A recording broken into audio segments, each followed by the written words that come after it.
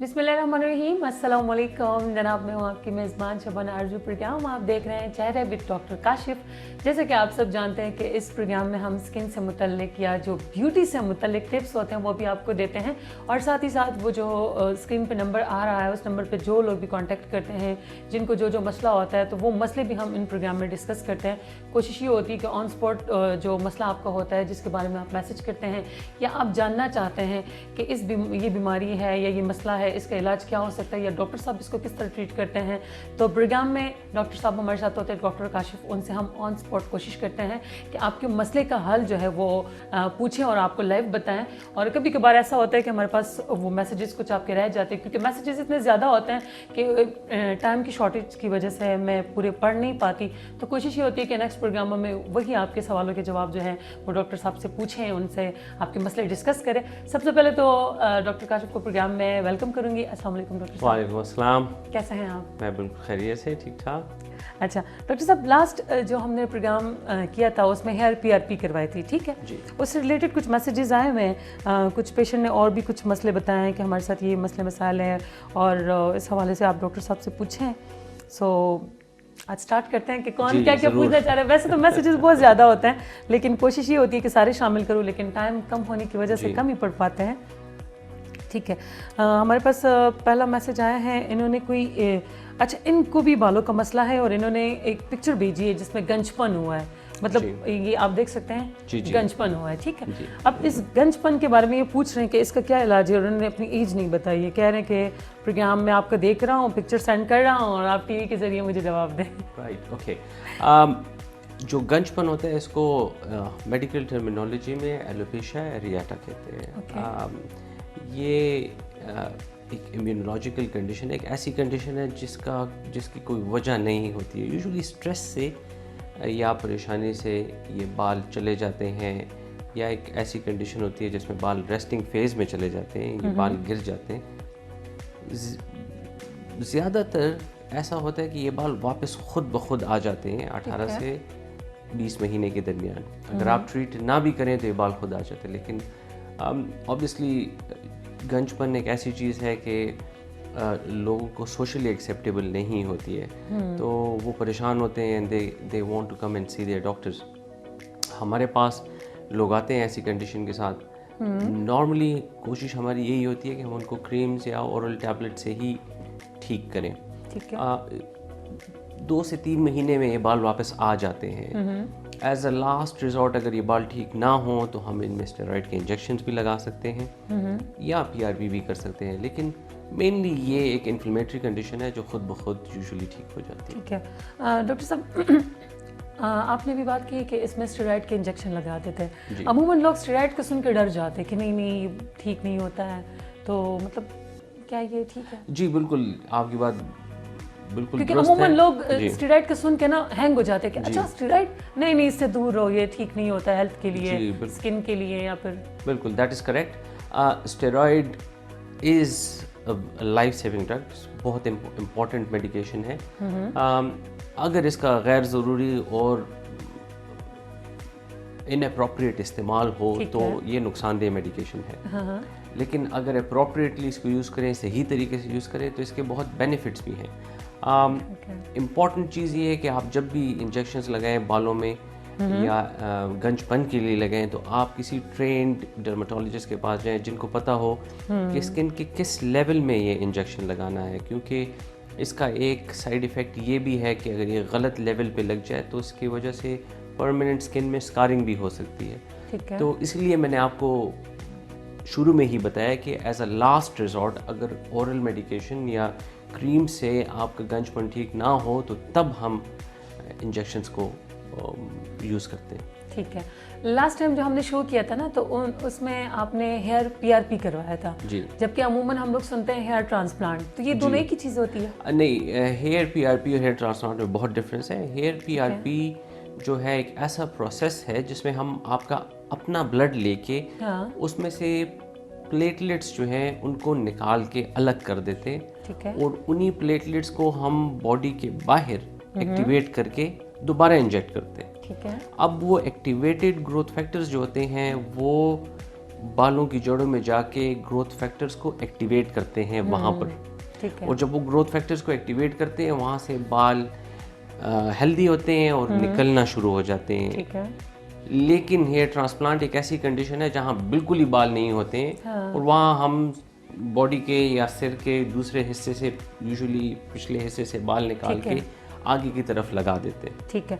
अच्छा डॉक्टर साहब, बालों के हवाले से एक दूसरा मैसेज है, शायद सर्दियों का मौसम है, खुश्की वगैरह का कोई मैसेज है कि बालों में डैंड्रफ बहुत ज़्यादा है, और इन्होंने अपना नाम नहीं बताया और लिखा हुआ है कि डॉक्टर काशिफ से कांटेक्ट करना है। तो आई थिंक उनका कांटेक्ट तो हो चुका है क्योंकि उन्होंने मैसेज किया है, तो यकीनन आप तक पहुंच गए प्रोग्राम के थ्रू। कह रहे हैं कि बालों में डैंड्रफ बहुत ज़्यादा है, क्या करूं, बहुत सारे तरीके आजमा चुका हूं लेकिन अभी तक ख़त्म नहीं हुई। यूजुअली डैंड्रफ जो होता है ये एक फंगल कंडीशन है, उससे एसोसिएटेड होता है। फंगल भी नहीं बल्कि यीस्ट एक कंडीशन है जिसको हम खमीर कहते हैं, उससे एसोसिएटेड एक कंडीशन होती है, उसकी वजह से बालों में डैंड्रफ होता है। और उसके लिए इम्पोर्टेंट चीज़ ये है कि जैसे आप शैम्पूज़ यूज़ करते हैं या लगाने वाले लोशंस यूज़ करते हैं डैंड्रफ को ट्रीट करने के लिए, उसी के साथ साथ आप ओरल टैबलेट्स भी यूज़ करें, खाने वाली गोलियां भी यूज़ करें। यूजुअली हम देते हैं हफ्ते में 1 गोली 4 से 6 हफ्तों के लिए, तो उससे आपका डैंड्रफ बहुत हद तक बेहतर हो जाता है। तो अगेन वो एक ऐसी कंडीशन है डैंड्रफ जिसके लिए मरीज़ को देखना पड़ता है और आपको चेक करना पड़ता है कि ये डैंड्रफ सिर्फ सर में है या आपकी आईब्रोज में भी है, और कुछ लोगों की दाढ़ी में भी हो जाती है, गर्दन तक आ जाती है। तो this is a condition called seborrhoeic dermatitis, जिसको हम oral medication as well as shampoos से ट्रीट करते हैं। ठीक है। अच्छा डॉक्टर साहब, यहाँ पर एक मैसेज आया है निम्रा नाम से, वो बता रही हैं कि स्किन के हवाले से कि उनकी टोन जो है ना वो डल टोन है, तो क्या इसका क्या इलाज हो सकता है? क्योंकि हमने 2 प्रोग्राम में गुज़िश्ता पिछले प्रोग्राम में भी हमने बालों के हवाले से काफ़ी डिस्कशन की थी, पीआरपी की थी, अभी भी कुछ मैसेजेस आए हुए थे तो उस हवाले से हमने पिछले प्रोग्राम को लेकर उसको डिस्कस किया। थोड़े सब स्किन की तरफ आते हैं क्योंकि निम्रा पूछ रही हैं कि उनकी टोन जो है वो डल टोन है, तो ये वाइटनिंग इंजेक्शंस या इसका जो प्रोसीजर होता है ये क्या होता है, आपके पास किस तरह होता है? जी, बेसिकली डल टोन यहाँ पर हमारे मुल्क में, हमारे जिस रीजन में हम रहते हैं, यहाँ पर डल टोन की वजह ही यही है कि लोग धूप बहुत पसंद करते हैं। ठीक है। यहाँ लोग, आजकल सर्दियों के दिन हैं, लोगों को बहुत अच्छा लगता है कि धूप में लेट जाएं या धूप में बैठ के एक दूसरे से बात करें। धूप में बैठना बहुत अच्छा है, विटामिन डी के लिए भी बहुत ज़रूरी है, लेकिन सन क्रीम ज़रूर लगानी चाहिए। ठीक है। एक फॉल्स कॉन्सेप्ट है, एक नेगेटिव कॉन्सेप्ट के धूप में गर्मी नहीं है तो सन क्रीम नहीं लगानी, या बहुत सारे लोग कहते हैं हम तो घर से बाहर ही नहीं निकलते तो हम सन क्रीम नहीं लगाते, और सर्दियों में तो बिल्कुल भी नहीं लगाते, और सर्दियों में तो बिल्कुल भी नहीं लगाते, कोल्ड क्रीम लगाते हैं। That is true. तो sun cream throughout the year लगानी चाहिए। इनफैक्ट मैं कोई ऐसा दिन नहीं होता है कि घर से सन क्रीम लगाए बगैर बाहर जाऊँ। तो sun cream is very important, क्योंकि वो सिर्फ आपको सन से ही नहीं बल्कि हर और ऐसी लाइट की वेव्स हैं उनसे भी प्रोटेक्ट करती है आप स्किन को। थोड़ी डलनेस उससे आती है। फिर और वजूहात डलनेस की ये हैं कि थोड़े से हमारे यहाँ पर लोग गंदमी रंगत के होते हैं, बिल्कुल, तो उनमें डलनेस जल्दी आ जाती है, क्योंकि जब आप स्किन को एक्सफोलिएट नहीं करते, स्किन को रेगुलर स्क्रब नहीं करते, तो आपकी स्किन में थोड़ी बहुत डलनेस आ ही जाती है। मैं अक्सर अपने क्लाइंट्स को एक मशवरा देता हूँ, उनसे पूछता हूँ कि आप अपने हाथों की जो हाथ हैं उनको अपने चेहरे के साथ कंपेयर करके देखें, तो बहुत सारे लोगों के हाथ स्मूथ होते हैं, साफ होते हैं उनके चेहरों से। उसकी वजह यही है कि चेहरे पे वो एक्सफोलिएशन करते हैं, जबकि हाथों पे वो एक्सफोलिएशन नहीं करते। तो exfoliation is very important, I think. चलो ठीक है डॉक्टर साहब, इस हवाले से बात होती रहेगी, लेकिन चूंकि हम आपको लाइव सेशन देखते हैं और व्यूअर्स को भी दिखाते हैं कि डॉक्टर काशिफ अपने पेशेंट को किस तरह ट्रीट करते हैं। मैसेजेस बहुत ज़्यादा है, कोशिश करूँगी कि इनसे जवाबात लेके आपको मैसेजेस के थ्रू भी बता दिया जाए अगर आपकी कोई प्रॉब्लम्स है। लेकिन इस वक्त जो डॉक्टर साहब का पेशेंट आया हुआ है वो बाहर इंतज़ार कर रहा है, तो चलते हैं उनसे, उनकी तरफ उनसे पूछते हैं कि उनको असल में मसला क्या है और डॉक्टर साहब फिर उनका सेशन किस तरह करवाते हैं, देन उसके बाद उनका रिएक्शन क्या है। तो आइए चलते हैं, देखते हैं कि पेशेंट कौन है और कहाँ से है और उनको क्या प्रॉब्लम है।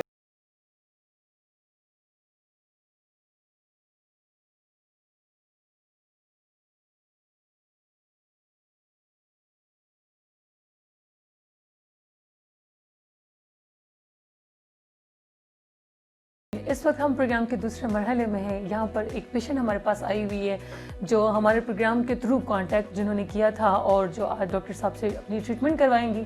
इनसे आपकी बातचीत करवाते हैं, पहले इनकी तरफ चलते हैं, इनसे पूछते हैं कि कौन है, कहाँ से आई है। अस्सलाम वालेकुम जी। वालेकुम सलाम जी। क्या नाम है आपका? मेरा नाम फौजिया है। अच्छा, मुझे क्या करती हैं आप?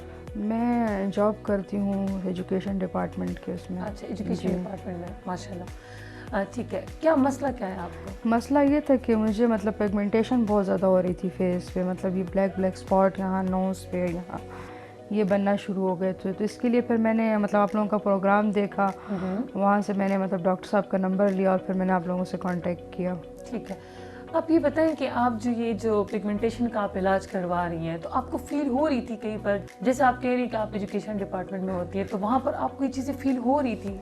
जी बिल्कुल, मतलब ऐसे मतलब था, कुछ है चेहरे पे ऐसा? कुछ है इस तरह कि मतलब जब हम मतलब गैदरिंग होती थी ऐसे कुछ, मतलब मुझे कुछ फेस पे मतलब कोई मिलता था मुझसे तो वो मुझे कहता था कि ये क्या बनना शुरू हो गया फेस पे।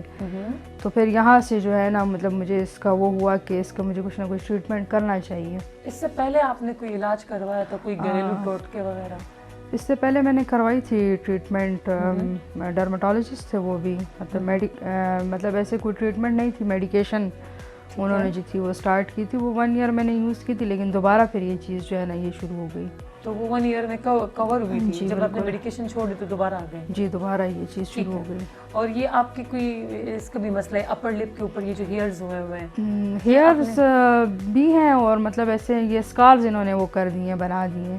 अच्छा, ये पिगमेंटेशन के स्कार्स हैं? जी, ये स्कार्स से हैं। ठीक है, ठीक है। ऐसा फील हो रहा है ना कि जैसे वो अपर लिप के हेयर्स नहीं होते हैं? नहीं, हेयर्स नहीं है, स्कार्स हैं। अच्छा, ये भी पिगमेंटेशन स्कार्स है। ठीक है, आपने हमारा प्रोग्राम देखा था तो इसलिए थ्रू कांटेक्ट आपने किया। ठीक है, तो आप ये बताएं कि मतलब आपको यहाँ पर जब आप आ रही थी तो आप क्या सोच के आई? आपको मतलब क्या फील हुआ? जैसे आप कह रही कि आप पहले भी किसी डॉक्टर से इलाज कर चुकी हैं लेकिन आप मुतमईन नहीं थी, तो फिर यहाँ आने के लिए मतलब आपको कैसा फील हो रहा था कि आप जाएं, या आपने किसी से सुना, या फिर आपने मतलब मैंने बहुत से आप लोगों के मतलब ऐसे सेशंस देखे, प्रोग्राम्स देखे, तो फिर मेरा थोड़ा बहुत ऐसे माइंड बन गया कि मुझे जाना चाहिए ऐसी जगह पे कि जहाँ ये ट्रीटमेंट जो है ये हो सके। ठीक है जी नाज़रीन, ये तो इनसे बातचीत हो रही थी। अभी इनके जो इलाज का सेशन है वो भी आप लोग को लाइव दिखाएंगे, लेकिन वो लोग जिनको कोई प्रॉब्लम है, मेजर इशू है, जैसे फेस में बहुत स्कार्स होते हैं बड़े बड़े, इसके अलावा जो कट के निशान होते हैं वो वाले स्कार्स, ठीक है, इसके अलावा बर्न प्रॉब्लम्स होते हैं, इसके अलावा और बहुत सारे इस तरह के प्रॉब्लम्स होते हैं जिनका वो हल चाहते हैं, बजाय इसके कि वो घर में बैठ के घरेलू टोटके करें। ठीक है, जिस तरह से ये हेयर्स वगैरह हो जाते हैं लड़कियों के फेस पे, वो थ्रेडिंग करती हैं या इसके अलावा गैर मियारी प्रोडक्ट इस्तेमाल करती हैं, हेयर रिमूव करती हैं फेस से, तो उससे वो मसाइल जो होते हैं वो मज़ीद बढ़ जाते हैं। तो अगर आपको इस तरह का कोई बड़ा सीवियर मसला है, या वो बालों का है, फेस पे बहुत ज़्यादा बाल है, या फिर इसके अलावा स्कार्स है, बर्न प्रॉब्लम्स है, या और इस तरह के बड़े बड़े प्रॉब्लम्स हैं, तो आप प्रोग्राम के थ्रू कांटेक्ट कर सकती हैं। हम आपको अपने प्रोग्राम में बुलाएंगे, आपका लाइव सेशन होगा और इंशाल्लाह आप यहाँ से सेटिस्फाई होके जाएंगी। तो आपको भी कहते हैं, अभी डॉक्टर साहब थोड़ी देर में आपको ट्रीट करेंगे, दैन उसके बाद ट्रीटमेंट के बाद जो सेशन आपका होगा फिर आप मुझे बताएंगे कि आप इससे किस हद तक सेटिस्फाई हैं, और नेक्स्ट प्रोग्रामों में इनका जो फॉलोअप अगर होगा तो वो भी आपको दिखाएंगे कि आया किस तरह से ये बेहतरी की तरफ आ रही हैं। सो आइए चलते हैं और आपको भी दिखाते हैं इनका लाइव जो सेशन हो रहा है वो किस तरह हो रहा है। आइए चलते हैं और देखते हैं।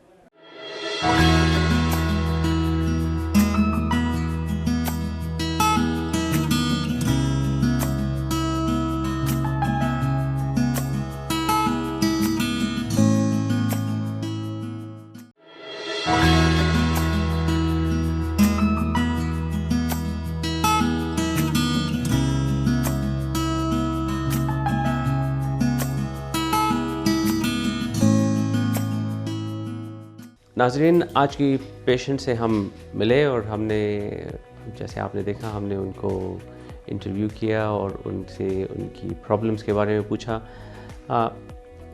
इनको स्किन में छाइयों का प्रॉब्लम है, थोड़ी पिगमेंटेशन हुई है चीक्स के ऊपर। अगर आपने नोटिस किया हो, इनके अपर लिप के ऊपर थोड़ी सी ज़्यादा पिगमेंट है। जिस तरह उनसे बात हुई, वो नॉर्मली हेयर वैक्सिंग करती हैं अपर लिप के ऊपर, और उसकी वजह से एक चीज़ मैं हमेशा अपने क्लाइंट्स को कहता हूँ कि जब भी आप वैक्सिंग करें, प्लीज़ हॉट वैक्स ना यूज़ करें, आप कोल्ड वैक्स यूज़ करें। और अगर वैक्स यूज़ नहीं करना चाहते तो बालों को हेयर लेज़र से ट्रीट किया करें, लेज़र हेयर रिमूवल करा करें। इसके बहुत सारे फ़वाइद हैं। ऑब्वियसली आपकी स्किन जलती नहीं है, उसके ऊपर पिगमेंट नहीं बनता और इवेंचुअली आपके बाल ख़त्म हो जाते हैं। तो ऑन द लॉन्ग रन अगर आप देखें, वैक्सिंग के बाद जो आपकी स्किन को डैमेज हो जाता है, उसके बाद उसको ट्रीट करने में ना सिर्फ बाल हटाने पड़ते हैं, बल्कि वो जो पिगमेंट आपकी स्किन के ऊपर होता है उसके लिए अलग प्रोसीजर्स लेज़र करने पड़ते हैं।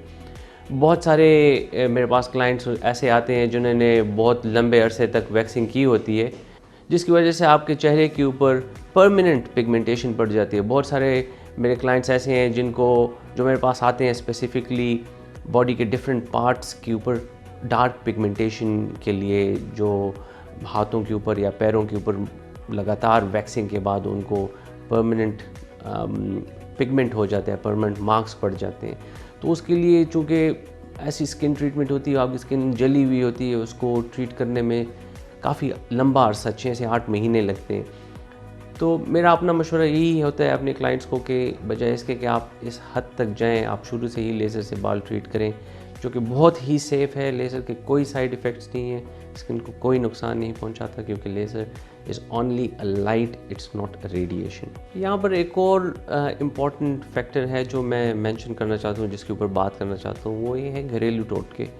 बहुत सारी ख़वातीन मेरे पास आती हैं जिन्होंने घर में जिनको वो मिक्स क्रीम्स कहते हैं या फार्मूला क्रीम्स जिनको कहते हैं, चेहरे सफ़ेद करने के लिए यूज़ करते हैं।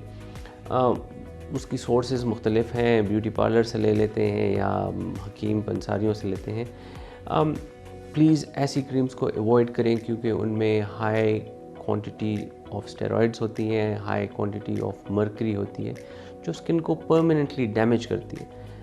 ऐसी क्रीम्स यूज़ करने से आपके चेहरे के ऊपर नई ब्लड वेसल्स बन जाती हैं, आपके चेहरे रेड हो जाते हैं, और वो जो आपके चेहरे के ऊपर नई रगें बनती हैं, उनको ट्रीट करना बहुत ही मुश्किल होता है। स्टेरॉइड से आपकी स्किन थिन भी हो जाती है, और थिनिंग की वजह से आपकी स्किन के ऊपर छाइयाँ और रेड मार्क्स बन जाते हैं। ऐसी कंडीशंस को मेरे लिए ट्रीट करना ना सिर्फ चैलेंज है, बल्कि बहुत मुश्किल है, और मेरे क्लाइंट्स, मेरे पेशेंट्स के लिए भी ये एक स्ट्रेस है। ना ही सिर्फ ये एक दिमागी स्ट्रेस है, बल्कि उनकी जेब के ऊपर भी ये काफ़ी बहुत बड़ा बर्डन होता है। तो जिस तरह हम बात कर रहे थे घरेलू टोटकों के बारे में, मेरे पास बहुत सारे लोग ऐसे आते हैं, मुझे बताते हैं कि मुल्तानी मिट्टी यूज़ करते हैं एक्ने के लिए, या दही और एलोवेरा, बहुत सारे लोग चीज़ें ऐसे यूज़ करते हैं। अब एलोवेरा इज़ प्रिटी गुड, काफ़ी काम है, या दही हो गई, काफ़ी काम है, वो अगर आप लोग यूज़ करें तो it doesn't do any harm to your skin. लेकिन बहुत सारे लोग मेरे पास आते हैं, वो इन्फेक्टेड एक्नी, जिन लोगों को एक्नी होती है, सिस्टिक एक्नी होती है, उसमें मुल्तानी मिट्टी यूज़ करते हैं। अब उस मिट्टी का कोई सोर्स आपको पता नहीं है कहाँ से आई हुई है, कैसे साफ़ है, वो साफ़ नहीं है। ऐसी कंडीशंस और ऐसी ट्रीटमेंट्स यूज़ करने से आप इन्फेक्शन को और बढ़ा सकते हैं। तो मैं कभी भी ये रेकमेंड नहीं करता हूँ कि आप ऐसी चीज़ें चेहरे के ऊपर लगाएं, क्योंकि उससे आपके चेहरे की स्किन और आपके चेहरे की इन्फेक्शन और ज़्यादा होने का ख़तरा होता है। नाज़रीन, आज की जो हमारी पेशेंट हैं, उन्होंने हमारे इसी प्रोग्राम के थ्रू हमें कांटेक्ट किया, और आज हमने उनको देखा है। जैसे आपने देखा, उनको चेहरे के ऊपर छाइयाँ भी हैं, उनके चेहरे के ऊपर बाल भी हैं, और थोड़ी पिगमेंटेशन भी बनी हुई है। तो आज इंशाल्लाह हम उनको इस प्रोग्राम के थ्रू ट्रीट करेंगे, और अगले कुछ एपिसोड्स में हम आपको दिखाएंगे कि उनके चेहरे में कितना डिफरेंस आया है और कितनी इम्प्रूवमेंट आई है। तो चलिए आज हम अपनी ट्रीटमेंट की तरफ चलते हैं, और हमारे पेशेंट हमारा वेट कर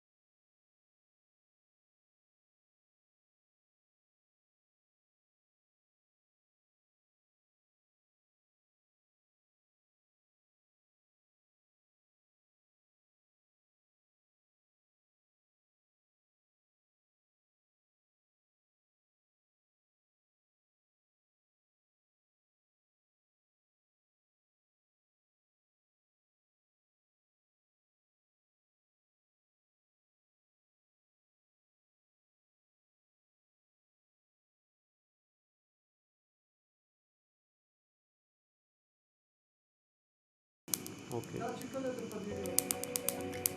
ये एक्चुअली ग्रे एरिया के ऊपर ये स्पार्क नहीं आ रहा है, ये लाइट नहीं आ रही है। जहाँ पर जितना डार्क कलर होता है बैकग्राउंड में, अगर डार्क बाल हैं तो जहाँ पर नीचे बैकग्राउंड में ज़्यादा पिगमेंट है वहाँ पर ये ज़्यादा आवाज़ भी आएगी और ज़्यादा तेज़ आपको ये स्पार्क भी नज़र आएगी इसमें।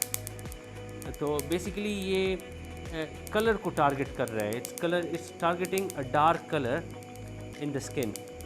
It's a very safe procedure because this light is only touching your skin for picosecond, so it's a very small portion of time जिससे ये लाइट आपकी स्किन को टच कर रही है। तो all it's doing is that it's breaking the pigment. It's a very safe procedure and it's one of the latest technologies in treating pigments. तो it's very safe, इसका कोई साइड इफ़ेक्ट नहीं और it's very tolerable as well. जिस तरह आप देख रहे हैं हमारी पेशेंट इस वक्त बिल्कुल जागी हुई हैं और उनसे हम बात करके पूछ भी रहे हैं कि उनको अगर कोई पेन हो रहा है, उनको फील हो रहा है। आपको कुछ फील हो रहा है? ये सिर्फ हल्की सी आपको इस तरह फील होती है जैसे एक हल्की सी आपकी स्किन के ऊपर थपकी सी लग रही हो। तो अगर आप गौर से देखें यहाँ स्किन के ऊपर जहाँ जहाँ हमने ट्रीट किया है वहाँ पर ऑलरेडी बाल इनके ग्रे हो गए, वो नज़र नहीं आ रहे हैं।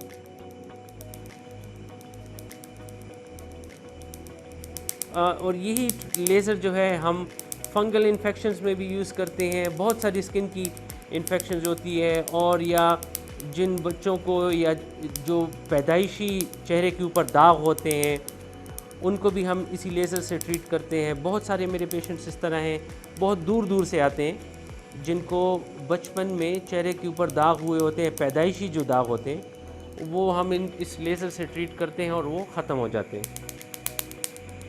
व्यूअर्स, इसके साथ हम अपनी ट्रीटमेंट की एंड पे पहुंच गए हैं। तो हम अपनी पेशेंट को दोबारा देखेंगे इंशाल्लाह 2 हफ़्ते के बाद, 2 से 3 हफ़्ते के बाद। तब तक इनकी पिगमेंट में काफ़ी इम्प्रूवमेंट आ गई होगी। और ये सिर्फ एक ट्रीटमेंट नहीं, this is a series of treatment. इनको हम 2-4 ट्रीटमेंट्स करेंगे। हो सकता है इनको हम एक और लेज़र के ऊपर भी ट्रीट करें जिससे इनके चेहरे की पिगमेंट इम्प्रूव हो जाएगी, इंशाल्लाह तकरीबन क्लियर भी हो जाएगी। लेकिन मैं हमेशा अपने पेशेंट्स को ये कहता हूँ कि अगर आप ट्रीटमेंट करा रहे हैं तो एक चीज़ माइंड में ज़रूर रखिए, वो ये है कि सिर्फ ट्रीटमेंट ही नहीं, आपको घर में जाके अपनी साइड की एफर्ट भी करनी पड़ती है। आपको सन क्रीम यूज़ करना पड़ता है, आपको पिगमेंट रेगुलेटर्स यूज़ करने पड़ते हैं, जिसके बाद आपकी स्किन इंशाल्लाह क्लियर ही रहती है। तो thank you very much for being with us on the show. आपके पास हमारा नंबर, हमारा ईमेल है। Please drop us a message, drop us an email. अगर आपकी कोई क्वेश्चन है हमें कांटेक्ट करें। If you want to be a part of this programme please हमें ईमेल करें या हमें मैसेज करें। We will welcome you. हम आपको यहाँ असेस करके, आपको देख के आपको ट्रीट करेंगे और आपको अप्रोप्रिएट प्रिस्क्रिप्शंस भी देंगे। Thank you very much. अल्लाह हाफिज़।